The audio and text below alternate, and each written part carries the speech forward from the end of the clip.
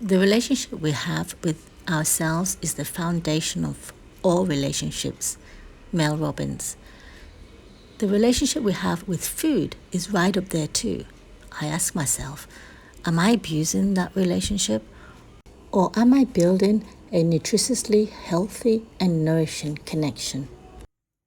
What we feed ourselves and how we feed ourselves is an undisputed, unequivocal sign of what we think of ourselves.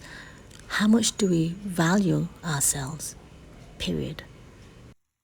And the most powerful medicine in the world is the very food we put in our bodies every day. Simply, food can be either medicine or poison. It is as black and white as that. As a woman, I'm very aware of skincare, but self-care, not even self-love, self-care starts in how I treat myself. It took me a long time. Hell, it took cancer and going through chemotherapy to teach me to really enjoy taking the time to cook a pampering meal just for myself.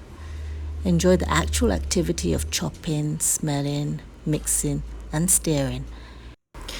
Creativity is born from the actual act of doing. It has to come from somewhere.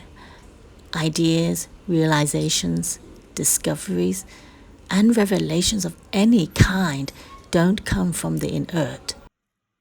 I want my kids to know how to cook and to feed themselves and feed me when I'm old or sick or even just to surprise me.